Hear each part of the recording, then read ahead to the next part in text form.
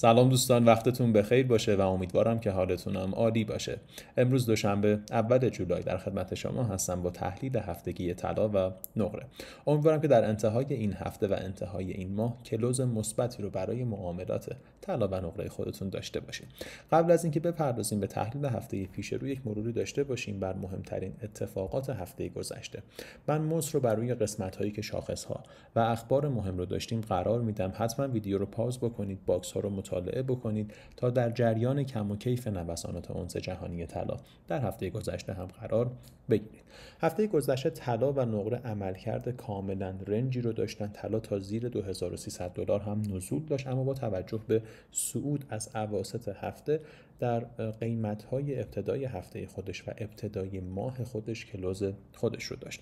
ما در هفته گذشته سخنرانی مقامات فدرال رزرو رو داشتیم که تقریبا در اکثر سخنرانی‌ها نکته جدیدی رو مشاهده نکردیم. مقامات کاملا با احتیاط صحبت کردن و تکرار مواضع قبلی خودشون رو داشتن.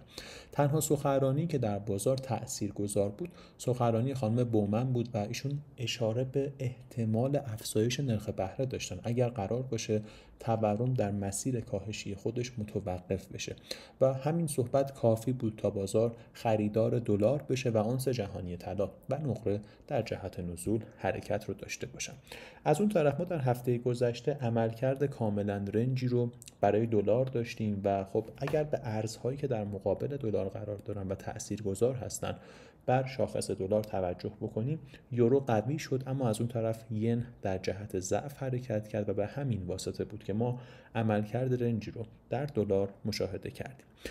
ما در هفته گذشته اولین مناظره آقای بایدن و ترامپ رو هم داشتیم که خب بازار خیلی واکنش سنگینی رو به این مناظره نداشت و از اینجا به بعد یه مقدار بازار توجه میکنه به احتمال پیروزی یا شکست هر کدوم از این نامزدها و حرکاتی که این بازارها مثل بازار سهام، مثل بازار طلا و نقره، مثل شاخص دلار در دوره تصدی این نامزدها داشتن و خب قطعا در جهت اون حرکت میکنه. شاخص مدعیان بیمه بیکاری هم پایین تر از انتظارات منتشر شد و نگرانی بازار کاهش پیدا کرد. در هفته گذشته بازار نفت هم تقریبا صعودی دنبال شد اما با مومنتوم یه مقدار کمتر و نفت WTI همچنان بالای $80 قرار داره و در کل ما میتونیم بگیم هفته گذشته هفته رنجی رو پشت سر گذاشتیم. من در مورد انتخابات فرانسه و تنش‌های سیاسی که در اتحادیه اروپا به وجود اومده هم در ادامه صحبت میکنم با توجه به تأثیری که بر شاخص دلار میتونه داشته باشه.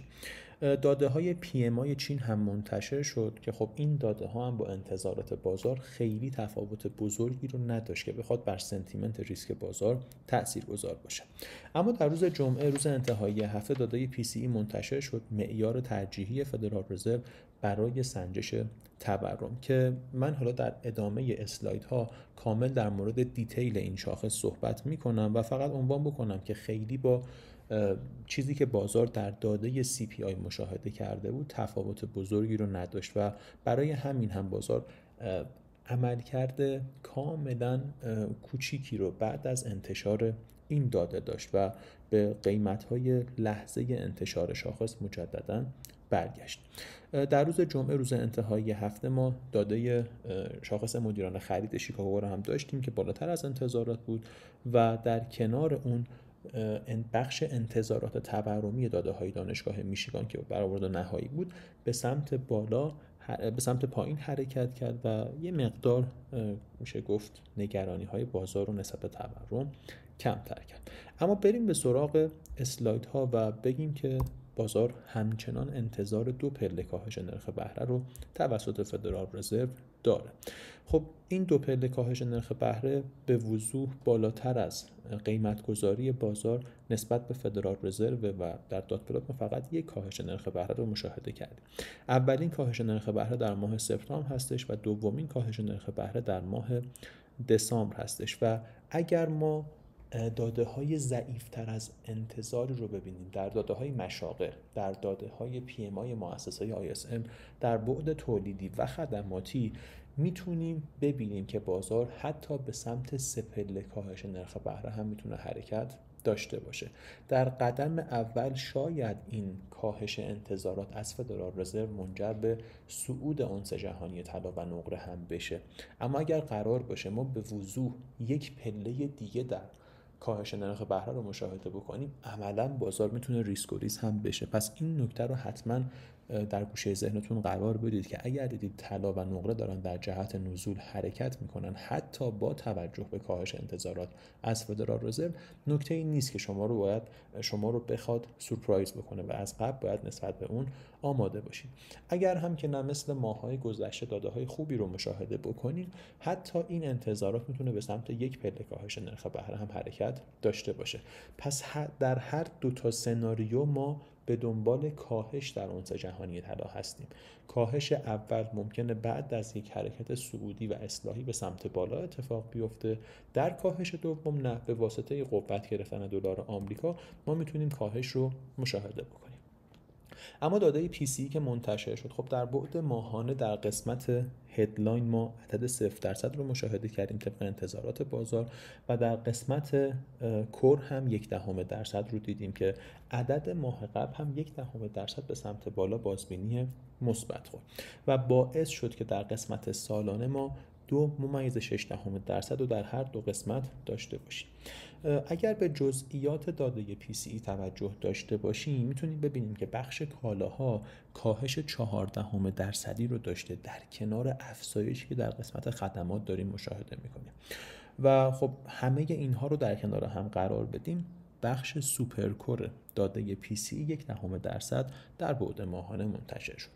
اما به جزئیات دیگه‌ای هم بخوایم توجه بکنیم، میتونیم به درآمد شخصی نگاه بکنیم که 0.5% منتشر شد، بالاتر از انتظارات بود و هزینه کرد شخصی هم 0.2% منتشر شد که درست پایین تر از انتظارات بود. از اون طرف عدد ماه قبل هم 0.1% به سمت پایین بازبینی منفی خورد. وضعیت مصرف کننده خیلی توی این لحظه از بازار بد نیست، اما اگر در جهت ضعف حرکت بکنه میتونه ریسک و ریزی رو به بازار هدیه بده. ما این هفته انتشار داده‌های بازار مشاغل رو تقریبا در تمامی روزهای هفته داریم. امروز با انتشار داده PMI در مؤلفه اشتغال بخش تولید میتونیم شروع انتشار داده‌های مشاغل رو داشته باشیم تا روز جمعه که میشه گفت مهمترین داده‌های اشتغال، داده NFP، نرخ بیکاری و سایر دیتاها منتشر میشه. اگر نگاه بکنید ما یک روند متمایل به صعود رو داریم در نرخ بیکاری مشاهده میکنیم، اما خب در کنار اون نکته مثبتی که برای بازار هست اینه که مؤلفه تورمی داده‌های مشاغل یعنی بخش دستمزد هم در جهت کاهش داره حرکت میکنه. بازار هم نسبت به ماه گذشته داده پایین‌تری رو داره قیمت گذاری میکنه که حالا با ADP که در روز چهارشنبه منتشر میشه میتونه این میشه گفت داده‌ای که داره مشاهده میکنه تعدیل هم تا حدودی بشه در انتظاراتش. اما بریم به سراغ تقویم و داده‌هایی که منتشر میشه. روز دوشنبه ما امروز داده PMI مؤسسه ISM در بعد تولید رو داریم که خب مؤلفه اشتغال، سفارشات جدید، مؤلفه دستمزدش برای ما حائز اهمیته. روز سه‌شنبه سخنرانی آقای پاول رو داریم که انتظار نداریم نکته جدیدی رو ایشون در مورد سیاست‌های پولی فدرال رزرو ارائه بکنن، با توجه به اینکه این سخنرانی به دعوت بانک مرکزی اتحادیه اروپا در کشور پرتغال هستش. خیلی بازار انتظار لحن شدیدی رو از ایشون نداره. در کنار اون داده موقعیت‌های شغلی اشغال نشده، داده GOLTS رو داریم. روز چهارشنبه داده ADP رو داریم، در کنار اون PMI مؤسسه ISM در بعد خدمات و در انتهای شب هم صورت جلسه فدرال رزرو رو داریم. و در روز پنجشنبه شاخص مدعیان بیمه بیکاری به همراه انتخابات پارلمان در انگلستان. در انگلستان خیلی انتظار نوسانات سیاسی و تنش‌های سیاسی رو نداریم، اما یه مقدار در مورد فرانسه من صحبت بکنم. خب یک ضعفی رو در دلار آمریکا در ابتدای روز جاری داریم مشاهده می‌کنیم. خیلی از افرادی که فقط و فقط به DXY نگاه میکنن وقتی میخوان ترید طلا و نقره داشته باشن، گاهی اوقات دوچار این خطای شناختی میشن که اصلا نمیدونن DXY در مقابل چه چیزی داره نوسان میکنه. الان که بازار داره خریدار یورو هستش، ما این ضعف رو در DXY مشاهده میکنیم. و انتظار داریم که این ضعف باعث یک حرکت صعودی در طلا و نقره هم بشه و شخص میاد با همین دیدگاه معامله خرید رو باز میکنه، اما اون حرکت صعودی رو مشاهده نمیکنه، یا حداقل اگر مشاهده هم میکنه با یک شدت بسیار کمه. چرا؟ چون اون حرکتی که در دلار داره اتفاق میفته به واسطه محرک‌های قیمتی خود دلار نیست، به واسطه ارزهایی هستش که در مقابل دلار دارن نوسان میکنن و خب DXY هم سبدی از ارزها هست در مقابل دلار که وزن قابل توجهی از اون رو یورو تشکیل میده. اما چرا اصلا یورو داره مورد تقاضا قرار میگیره؟ مگه قرار نبود اگر حزب راست افراطی اکثریت رو در انتخابات به دست بیاره ما فروشنده یورو باشیم؟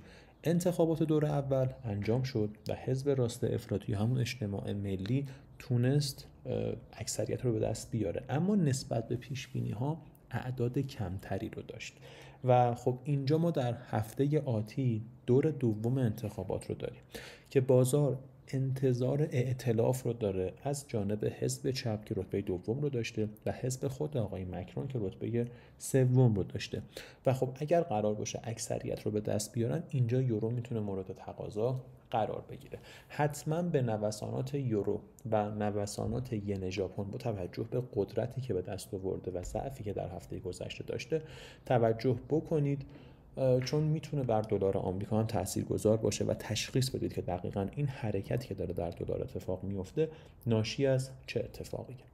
ما سخنرانی مقامات فدرال رزرو هم اگر داشتیم باید توجه بکنید که هر عضو چه سایدی رو داره. اگر خانم بومن بیاد و تکرار بکنه صحبت‌های هفته گذشته‌اش رو، خیلی برای بازار حائز اهمیت نیست، اما اگر اعضایی که حالا این صحبت‌های افزایش نرخ بهره رو نداشتن یا اعضای داویش بیان صحبت هاوکیشی رو داشته باشن، این میتونه در بازار تاثیرگذار باشه و بالعکس. بریم به سراغ تحلیل طلا در تایم فریم هفتگی. خب طلا در کانال صعودی خودش قرار داره. این کانال در تایم فریم ماهانه رسم شده و در تایم فریم ماهانه این کندل هایی که مشاهده میکنید به عنوان به مانند یک شادو فقط مشاهده میشه. ما یک بار کلوز ماهانه رو داخل این کانال داشتیم، دوباره ماه بعد ماه ژوئن کلوز رو اینجا داشتیم و این ماه هم اومدیم و داخل همین میشه گفت کانال قرار گرفتیم.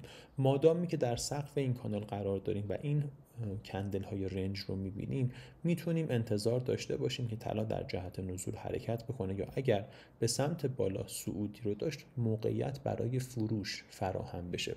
اما این تایم فریم هفتگی ما صرفا تایم فریم معاملاتیمون در تایم فریم 4 ساعته هستش، فقط اینکه بدونیم در چه جایی از بازار قرار گرفتیم. در تایم فریم دیلی در باکس رنج قرار داریم. این کانال هایی که رسم میشه در تایم فریم فعلی با توجه به اینکه در باکس رنج قرار داریم به راحتی میتونه نقص بشه. یعنی ما الان یک کانال صعودی حتی از همین جا هم میتونیم رسم بکنیم که تارگتش اینجا باشه.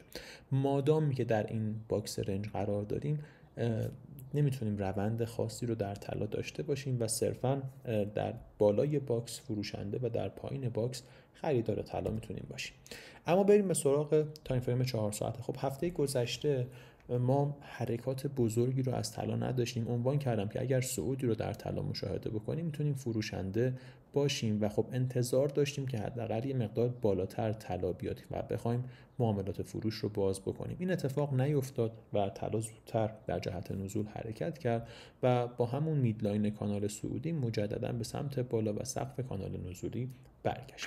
اما برای هفته جاری دو تا محدوده تقاضا اینجا داریم که معاملاتش به شدت کوتاه مدت. محدوده اول فقط $3، محدوده دوم هم تقریبا $6 میشه گفت ضخامت داره و این محدوده ها برای معاملات کوتاه مدت خرید استفاده میشه و در محدوده عرضه اینجا هم میتونیم به جهت پول بک به کانال نزولی معاملاتی رو داشته باشیم، اما در همون 1 به 1 یا 1 به 2 میتونیم معاملات خودمون رو ریسک فری بکنیم.